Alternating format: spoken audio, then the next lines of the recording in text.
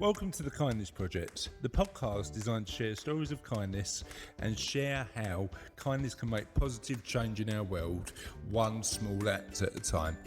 In this week's episode of the Kindness Project, we talk about Zurich, Munich Pride, and we have part one of our interview with Martha Lawton from the podcast Squanderlust. Welcome, my friends, to the Kindness Project. I am joined by a man who apparently bought my co-host a gift, but didn't think about getting me one, and a girl who's just got a brand new Alexa. It's Russell and Charlotte. How are we? I'm fine, thank you. How are you? Yeah, where's my gift? I'm penniless now, so... You're penniless. You're not moving out in September.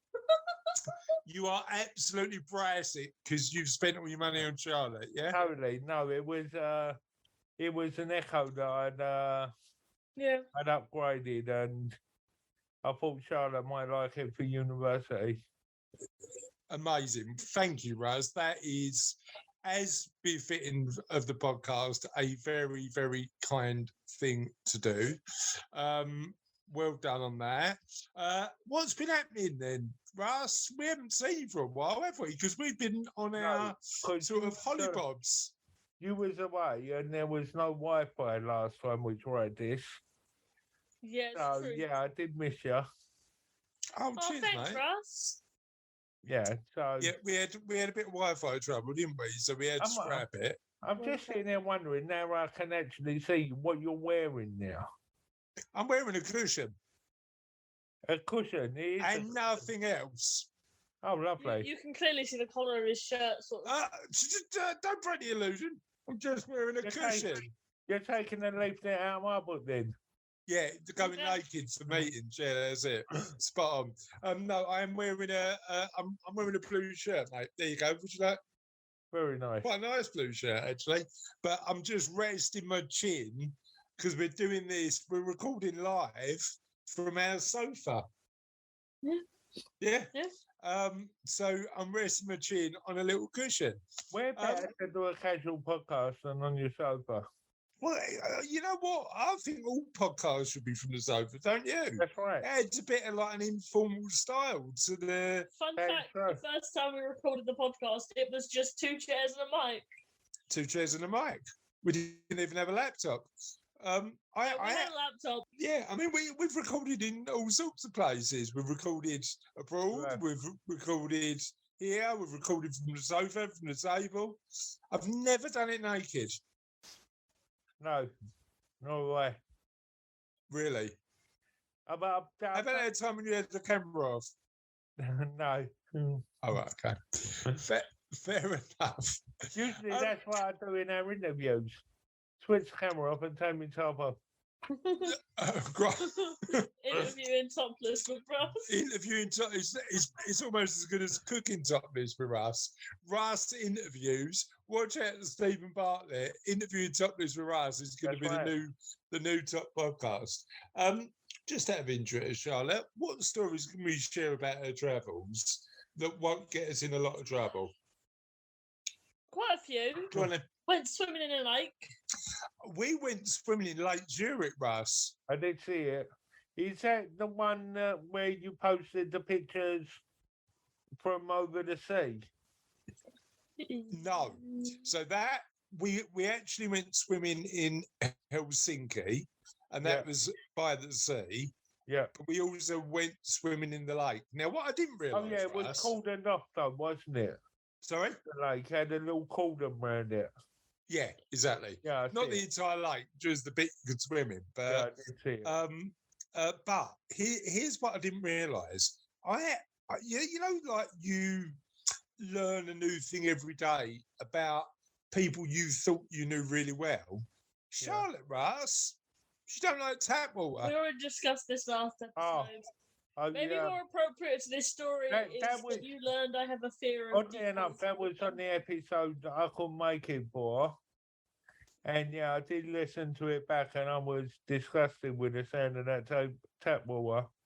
Well, it was an interesting conversation. However, apparently lake water, absolutely fine. Tastes a lot better. Lake water. lake water is the purest form of water, isn't it? Is it? That's just pure rainwater in lakes. Is it? Yeah, I think so. Not when I've had my spray body in it. It's not. I'm letting off all sorts of stuff. So it's moving water, isn't it? It doesn't matter. Really? Yeah. Don't go trying to drink out of the Thames, but... Well, the Thames is pretty disgusting, isn't it? Let's be honest. I mean, as water goes, I think I'd rather drink out Lake Jute than the Thames. So, yeah. Don't go down the Alchemist at Canary Wharf and think I'm going for a dip. No. There's probably a lot more, like, bones at the bottom of the Thames than there is at Lake Zurich. What makes you say that, though? Because people used to throw dead bodies, dead animal carcasses. Welcome, ladies and gents, to this podcast about all that's good in the world. With a little bit of a conversation about dead bodies being slung in the Thames. I would have thought that happened everywhere, though. What, dead bodies being slung in large bodies of water? Yeah, because they've never been really... Well, back in the day, they was never really careful about where they put their waste. What's they? Not really, Russ, no. Would you rather I talk about what else I've become very interested in this week? Go on. Go on then. Flies. Flies? Yes. Is it the buzzy things that go around your head? Yeah. Is it if you open the Oxford English Dictionary, Russ, is that the definition? Flies, the buzzy things that go around your head. I wasn't sure if you'd been to the German Pride, which I noticed online. Well, let's talk about that. There was a few men walking around with their zips undone. Let's talk about that. Yeah, exactly. That it could be that fly. Let's talk about how amazing Munich Pride was, right? So we did go to Munich Pride. By accident. We didn't know what was going on. And then we saw Charlotte saw one particular boy in stripy, multicoloured socks, Googled Munich Pride, and then suddenly we're in the middle of Munich Pride. But let me tell you a little story that highlights the generosity of the crowd in Munich Pride, right? So we're in the middle of Munich Pride. Charlotte's chatting to a fella, at Munich Pride. He just, lovely fella, turns around and went, here, I have a rainbow flag. I've got 10 in my bag, and my intention is to give them all away. You didn't build it up all that well, you know. What? I'm like on the edge of my seat. This geezer's really going to do something extraordinary. He gave away a few flags. No, they were massive. The flags were big. They were about my body height. They were full body flags. Yeah. And he'd intentionally bought more so he could do a kind act to give it away. I'm more interested to hear how you ended up in a police car. Well, you could have a go at the police car. Now, I walk up to the thing and all sorts of different people, Russ, are having a go at the police car. So you've got young people, you've got older people, and what you basically get to do is wear a police hat and wave a stop police sign out the window of a very cool little mini German police car, right? Yeah, I thought it was great. Yeah, so did I, and I'm sure you'd have a go. Charlotte, on the other hand, not keen. Why didn't you give it a go, Charlotte? Didn't want to. Oh, no. Too cool for school. Too cool for school. But here's what we're going to do. We are, without a question of the podcast this week, so we are going to make this week's question of the podcast the following. What is the most unusual thing you've done that you've really enjoyed? Okay. Russ, what's yours? Cooking, definitely cooking. What's the most unusual thing you've cooked that you've really enjoyed? Made sausages. Go on. It's quite difficult. Yeah. In terms of getting the meat through the grinder and into the sausage. but it's, oddly enough, once you start getting formed sausage, it's really, really satisfying. Is it me or is Russell really enjoying saying the word sausage? Do you want to say sausage again, Russ? But it's one of them things you try. What are you making? He's trying to think of a word that isn't sausage to describe a sausage. Bangers. It's really satisfying. Bangers is worse. Bangers is worse. Right. So what are for our international audience of listeners who don't know who doesn't know a local colloquialism like bangers? What colloquialism? What are bangers, Russ? Well, going back to your German police story, it'd be a Frankfurter. Frankfurt, a good word. And for somebody who doesn't know what Frankfurters are, Russ, what are they? Living under a rock. Meat tube. Meat tube. Apparently, we could call a sausage. Why are you not saying sausage now, Russ? Where? Why are you not saying sausage? Look. All you've got to do. I enjoy making sausages. Right. On the count of three, we'll all say it together. Group activity. Yeah, one, two, three. Russell loves munching a sausage. Why are you not joining in? Why are you not joining in? Going back to flies. Yeah, so flies can actually, in one lifetime, female flies can produce eggs that are about 600 flies worth in one short lifespan. I know, when it was hot the other day, I found out.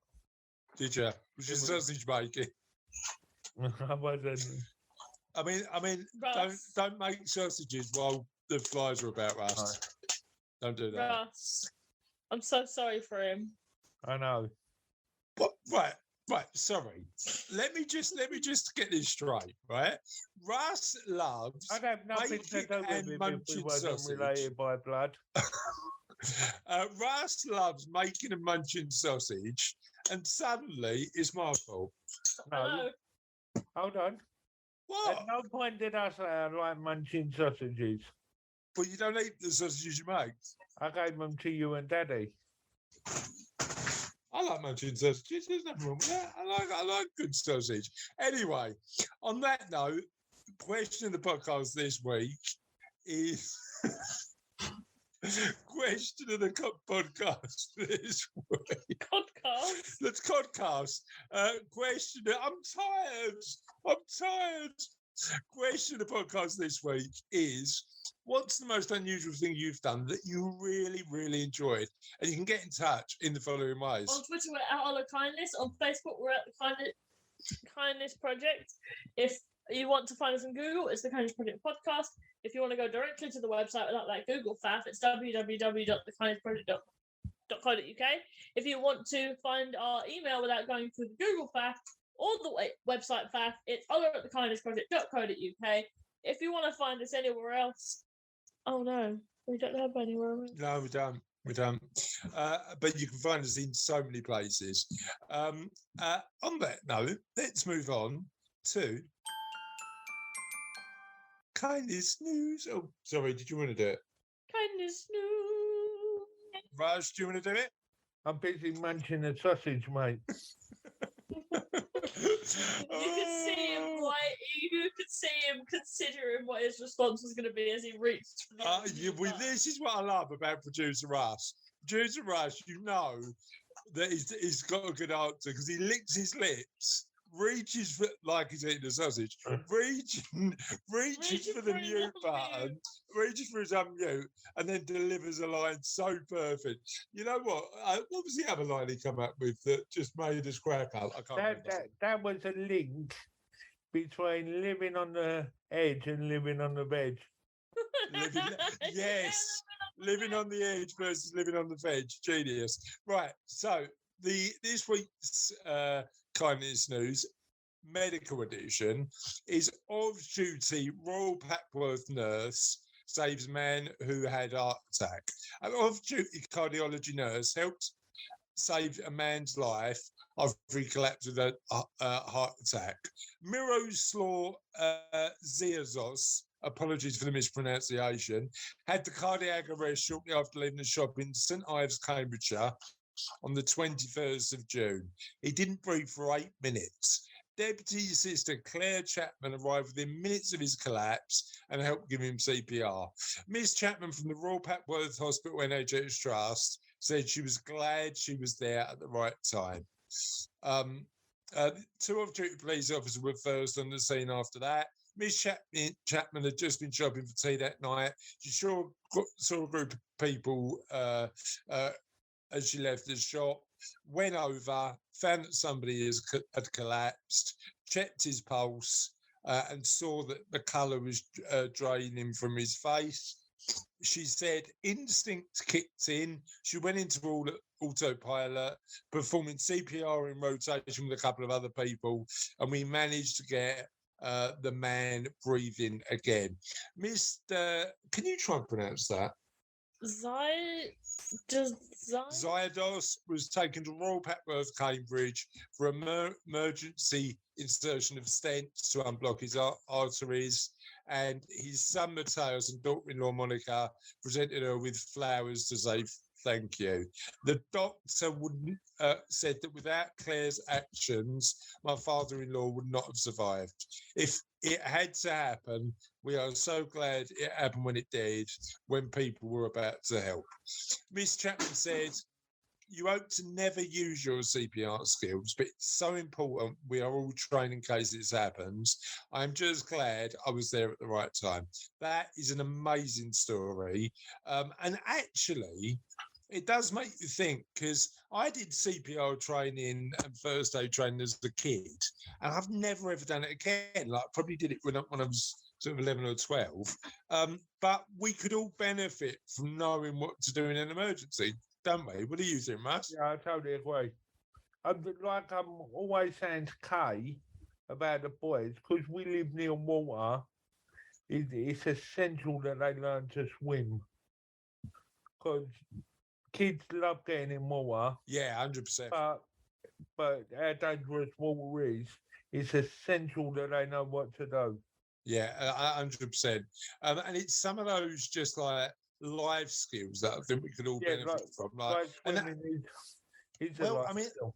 mean, it's really interesting as well. There's been a new law now, I believe last week while we were away, when I was listening to UK radio while we were travelling around Europe, about there needs to be a defibrillator in every school in the UK. I see it. Yeah. And that's a great thing. Do you know what I mean? Making sure that potentially can save lives. 100%. I think they should have them on every high street as well. I think they're looking at seeing whether they can sort of get them at every workplace, certainly. Yeah.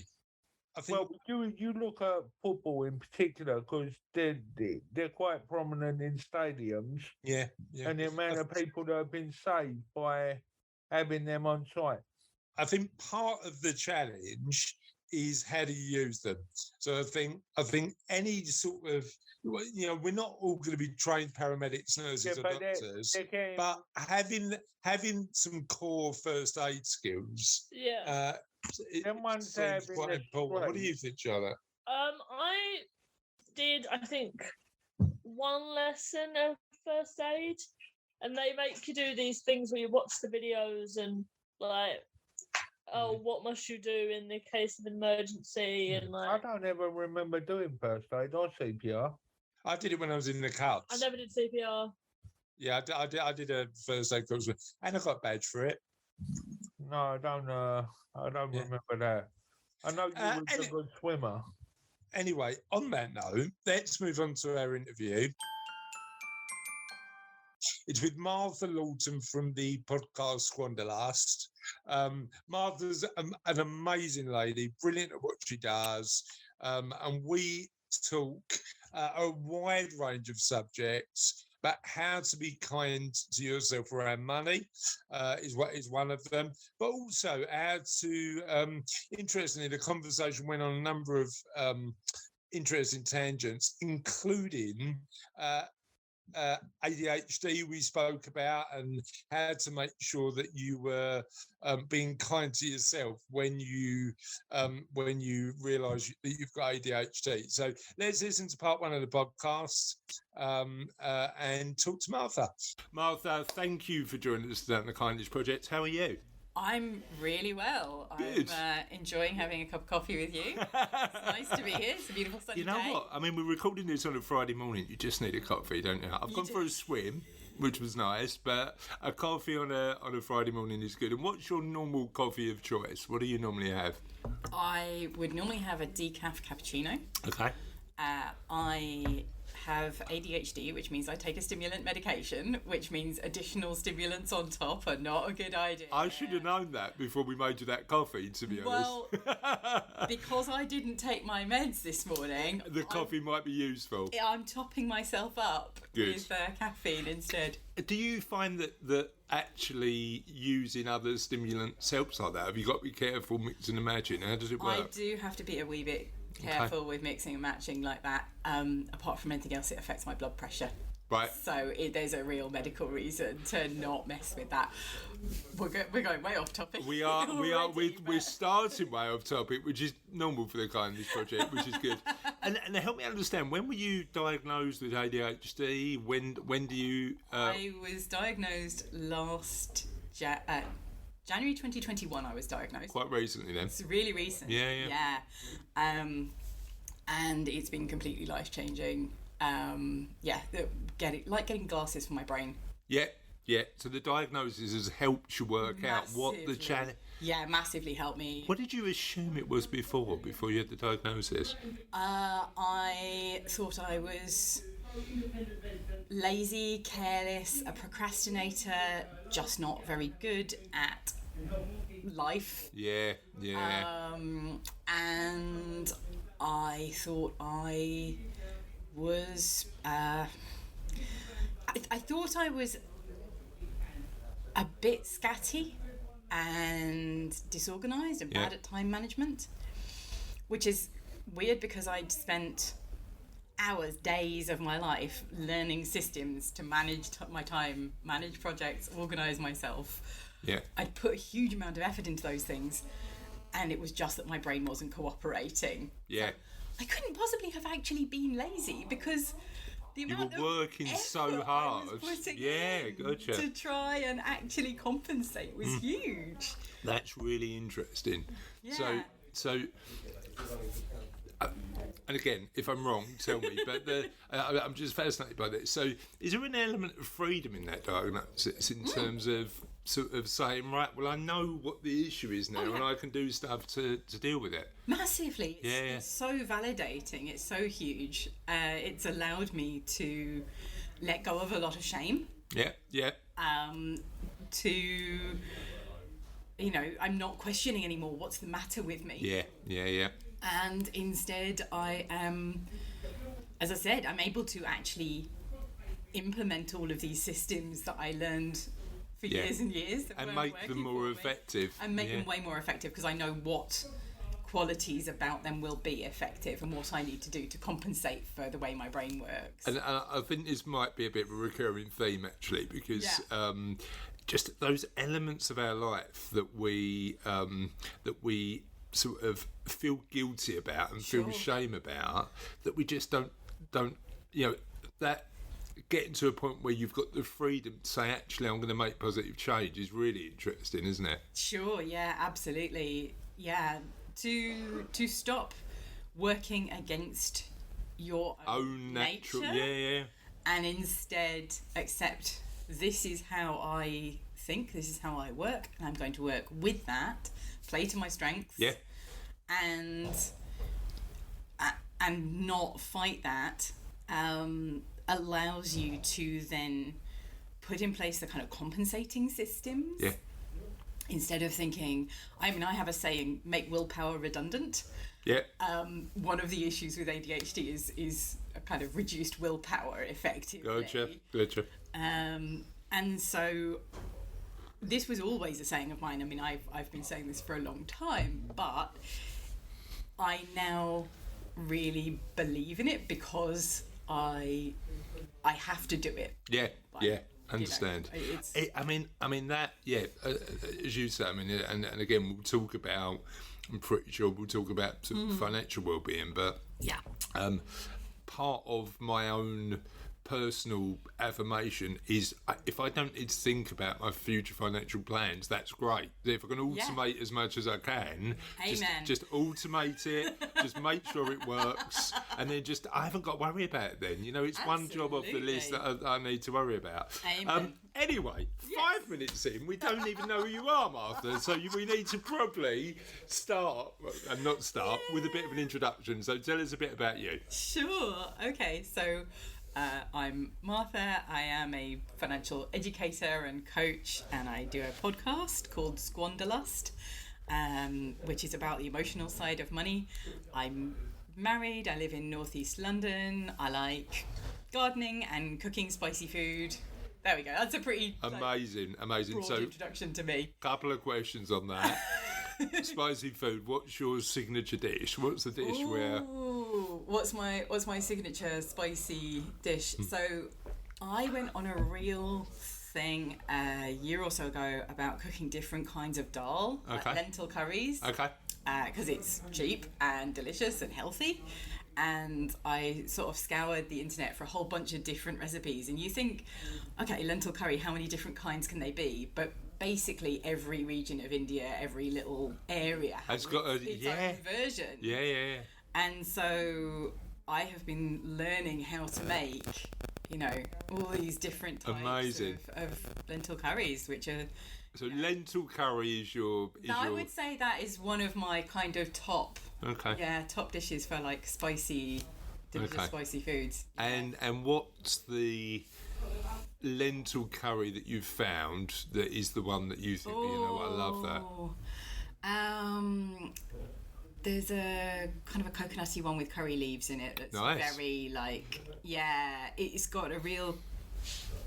I don't know why it's got a real kind of authentic flavour. I'm sure lots of them are completely authentic recipes. I like finding the ones that are clearly written by somebody's auntie. They're like like the website is not beautiful, the photography is not beautiful, but that delicious. somebody's mum has cooked that for about 30 years, and that's the interesting thing, because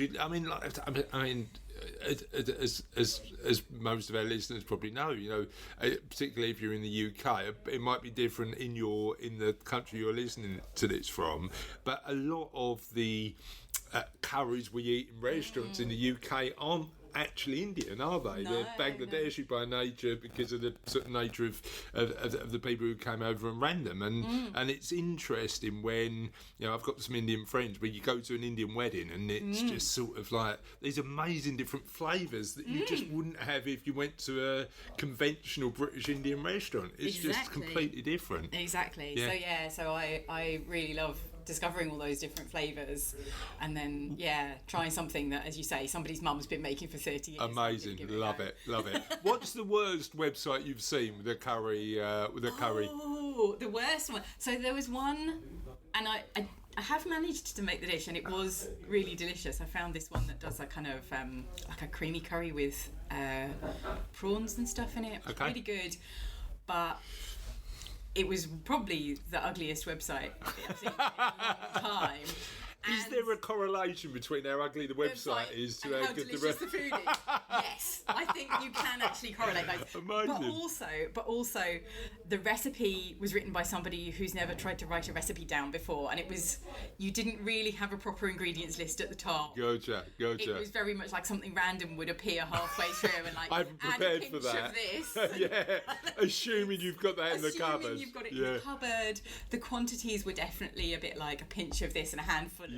It was like, again, very much written by somebody's auntie. I love that. It was so good though. At least it allows you a bit of flexibility though, right? Yeah. A pinch can be like sort of anything, like sort of large or small. Like. Yeah, exactly. Yeah. It was good. So tell me a little bit about sort of the work, a bit more specifically about the work you do, and why you started the podcast, because it is not a not a particularly easy thing to do in terms of getting consistency on the podcast, right? Oh gosh, yeah, and I've just missed an episode this week 'cause my dad wasn't very well and I didn't manage to get the episode out.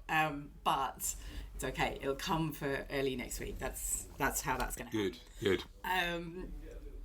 Yeah. So my work, I help people to have a happier and healthier relationship with money. Yeah. So, unlike what you do, where you are all about sort of the technical side, and I know you do also engage people on a life planning level and, you know, talk to them about their goals, but you're very much ultimately about making them a plan with the products that they need. I mean, sort of the job is a combination of the two, and interestingly, the work that we do is moving further in the, you know, it's a weird one, Martha, because like the sort of conversations I have now are often more about life than money. Yeah. But using the technical expertise to help them live the life they want. But you're primarily focused on making sure empowering people with the skills they need to live happier, healthier lives and have a better relationship with money, right? Exactly. So I often talk to people about their day-to-day money management. And I talk to people about how are they spending? Are they comfortable with that? Are they using money in ways that will help them to achieve their goals? And how do they feel about their money? Because sometimes somebody has enough money and actually financially they're doing okay. Yeah. But the way that they're using it is not making them happy. And they feel anxious and uncomfortable, and they need some support to talk through those feelings, or maybe there are issues within their relationship around money. So they need to talk about how are they and their partner going to navigate financial decision making better. So it's all about helping people around the feelings side of it, and then some technical stuff as well. And how does that conversation start typically? It starts by asking, what do people need to talk about? Why did they come see me? You know, we need to start with what does someone want to achieve from this conversation?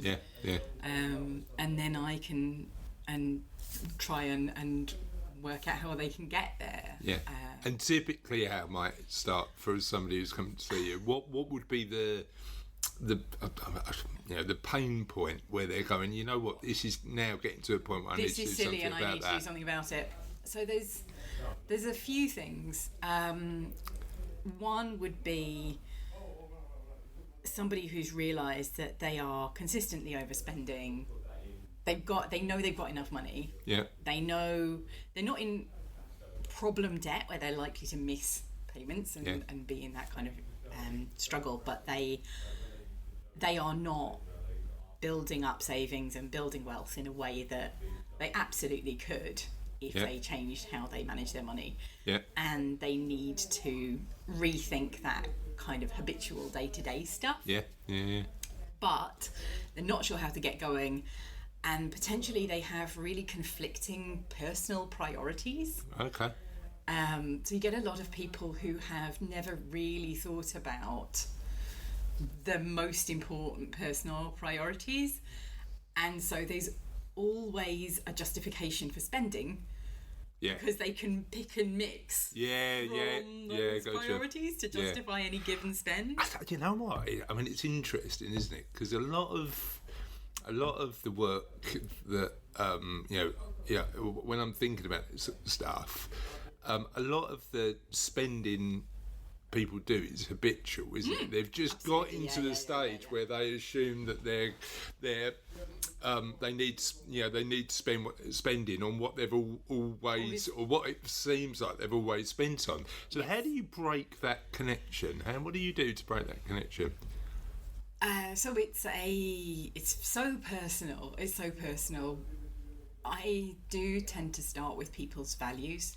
What do you really value? What do you really want in your life? And I will get people to have a think about that. I look for where people feel compelled to spend. because that can be a sign that there's something else going on psychologically. Yeah. So if somebody really feels like they're compelled to spend if their children ask them. Yeah. If somebody feels like, if somebody feels in some way unsafe if they don't spend on something. Then we can, have a bit of a conversation. And I'm not a therapist, right? Yeah. But we can have a bit of a conversation around... Explore some of that stuff. And I will get people to do things like do a comparison, like a pairwise, what they call pairwise ranking, which is a really boring business term. Okay. But it's basically saying, so if you can only have one of these two things, which one do you keep? Okay, cool. I've never heard of that before. Pairwise ranking. Yeah, so right. You make a list of all of the and all you of go, the things would that are you have important this or for- this? Yeah. And Yeah. you just keep on creating a duo. See, I psychologically, that's really interesting because you're removing the complexity of some of those financial decisions. Because, as you say, if you've got 100 things you could spend on, trying to choose one to get rid of is difficult, isn't it? Yeah. Interesting. So you're trying to create the order. What's the most important to the least important? Yeah. And then say, okay, well, what can you actually afford from within these? Gotcha. Yeah. And and you've said these are the most important. So what are you going to keep? Really interesting. I sort of I had a wry smile. My podcast listeners won't have seen this when you said about the kids, right? Because my two girls, Charlotte, who owns the podcast with me, is 18 now. Sophie's 10. There's always that kind, and Gazzy and I always have this conversation about saying, particularly if you've grown up with not that much, and you've sort of built an economic machine that allows you to have a bit more. You want to make sure your kids have opportunities and the opportunity to have really good experiences, but you also want to teach them the values that potentially they might lose if they're given too much. Exactly. And I as somebody who's sort of in that position. And this is really important to say. As people who talk about money and help people with money, we're not perfect, are we? No. No. And it's that weird one where you go, I don't know what to do about that. Genuinely, how do you make sure? I think being conscious of it is interesting. That's the most important. Yeah. And is it that consciousness? Is it that just thinking about it then just helps you make those decisions as you move forward? Massively. Yeah. Gotcha. So a lot of what I'm doing is bringing to the surface stuff that is a kind of murky jumble in people's heads somewhere that they haven't had a way of bringing out, examining, and then thinking clearly about. Yeah. And so giving people a space to have that conversation with somebody who's not judging, who's not trying to sell them anything. Yeah. Who doesn't have any motivation other than I want to help. Yeah. That is the thing that makes a big difference for people. And is that what gets you out of bed in the morning? What is it about what you do that really sort of floats your boat? It's giving people peace of mind. Yeah. It's seeing people relax. Yeah. And shed that sense of shame. Yeah. Because a lot of people feel a lot of shame around money. There's this weird perception a lot of people have that everyone else can do money and I can't. Yeah. And, everyone else is a grown-up about money and I feel like a little kid. Yeah. And that, we could go on for hours about why that is, but that is a really common feeling. If you feel like that, that is... Most people feel like that. Most people do, including, and as I say, I'll let Martha speak to it for herself, but including people who do this for a living. Absolutely. Like we are. I mean, I think what we need to do is just have more open and honest conversations about saying, but part of us in life make it up as we go along and just try our 100%. best. There are no grown-ups. Yeah. Everyone is a kid and a grown-up grown-up suit. Yeah,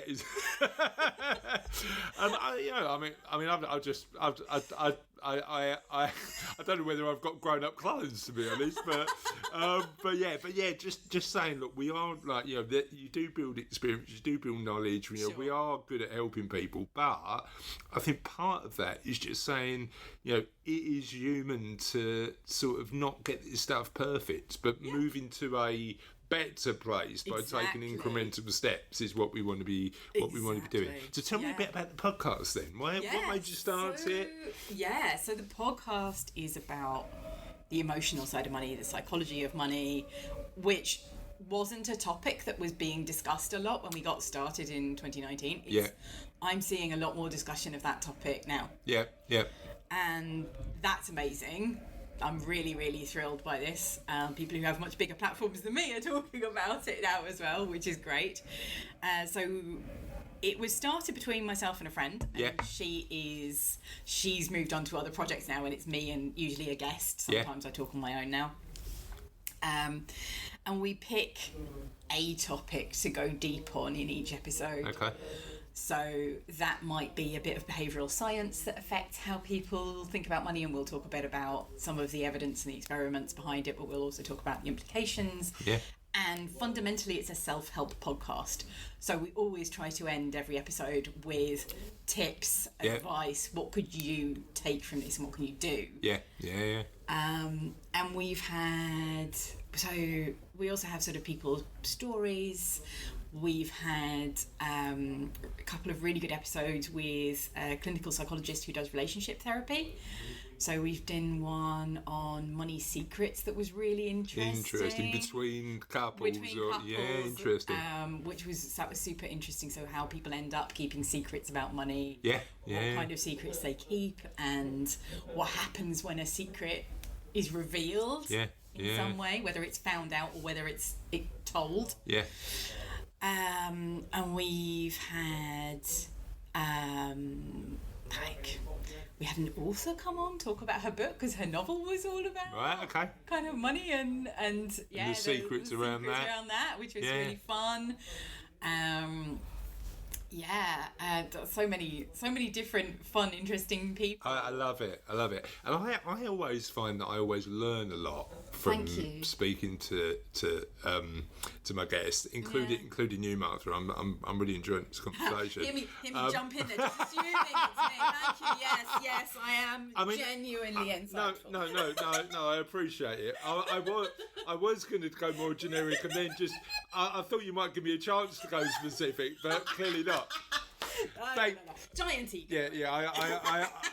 I really appreciate the fact that you said I'm absolutely brilliant, Chris. But no, I was going to get there eventually. All you did, Martha, was just nudge it along the way. That's absolutely fine. I don't know, people we get on. But yeah, no. But no, that is definitely staying in. Russ, right? I'm speaking directly to Russ, the producer. That is staying in, right? But in terms of, apart from the fact that you're clearly amazing, what have you learnt the most? Can I just take that coffee away now? Is that what I'm doing? Apart from the sort of just the, I suppose, when we started the Kindness Project, part of it was just thinking about the subject of empathy and kindness helped us become a little bit more empathetic and kind. Yeah. But the biggest win for us is just speaking to loads of amazing people, clearly including you, Martha, about the particular subject. What have you learnt through the process of interviewing your guests? Oh wow. Either about you or about the work you do. About the work I do. So, funnily enough, this wasn't a thing I learned, but one of the values of doing the podcast is it keeps me accountable in my own finances for behaving in the way I talk about in the show, which is really valuable. I think probably one of the most interesting financial ideas was something that a listener sent in quite early on, which was the idea of a financial set point. Okay. And that is essentially that if you keep finding yourself back at the same financial situation repeatedly, Right.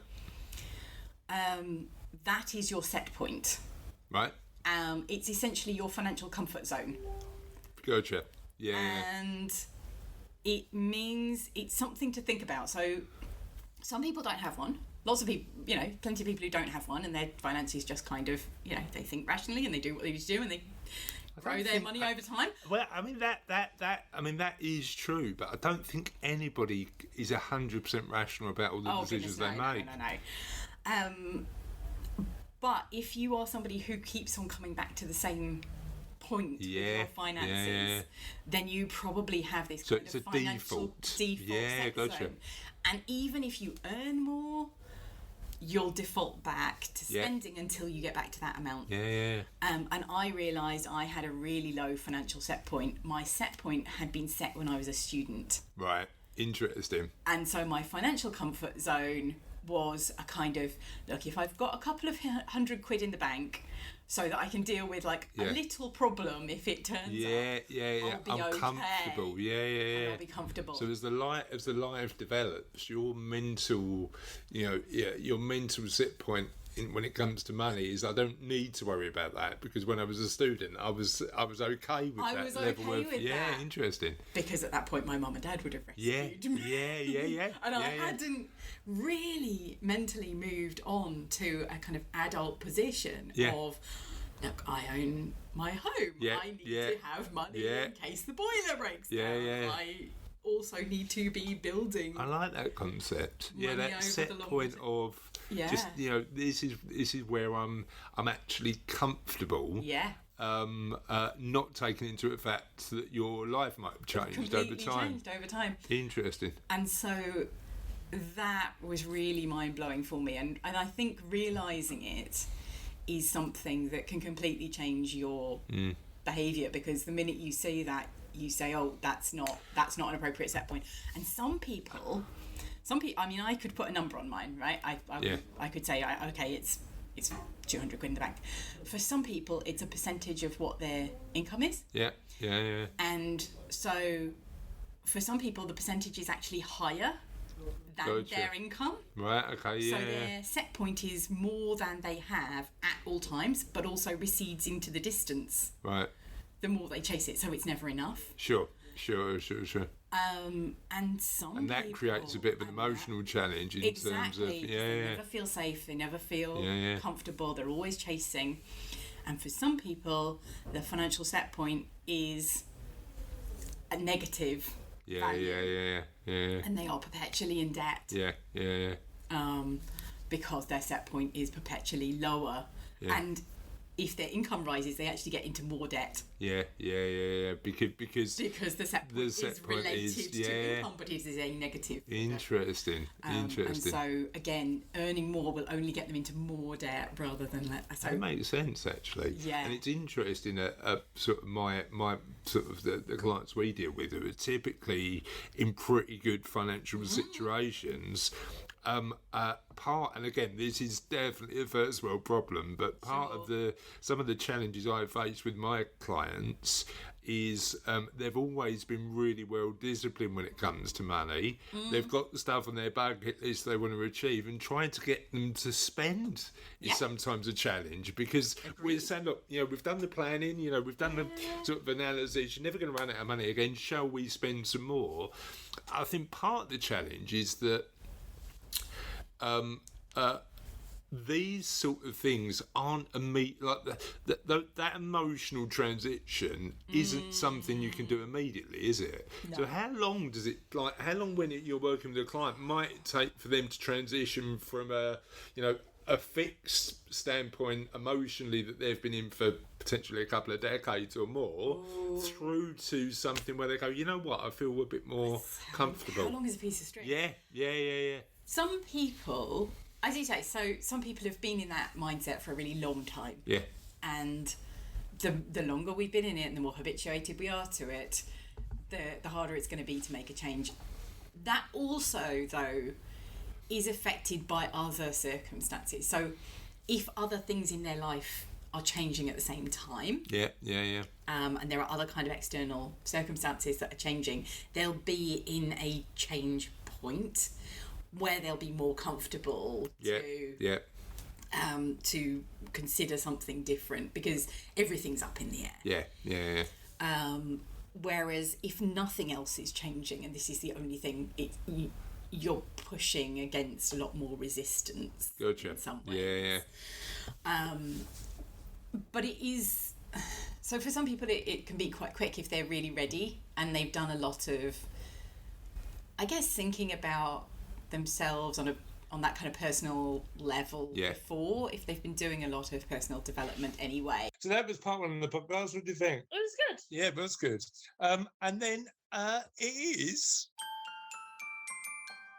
Here's the end of another podcast. The end is never true. The end is always the beginning of something entirely new. It is. And this last week's question of the podcast was inspired by a night out we had in Riga a couple of weeks ago, where the band actually played Hey Jude at the end of the night, which I think is the best song to end a concert. What do you think, Russ? What's your favourite song to end a concert? I've only ever been to one live concert, and it was Michael Jackson, wasn't it?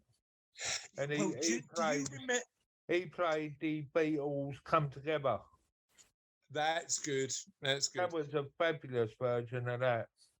I don't remember that, but I do remember he wore an astronaut suit at one point and took off. Well, that was the history tour back in '92, wasn't it? We went and see it in '93 when it was just ending, but it started in '92. Interesting. So we had a few answers to this. Chris Budd said he's played in covers bands for 10 years. He's tried various songs, but the ones went down the best were Daydream Believer and It Must Be Love. Mike Milton said Love Will Tear Us Apart is his favourite.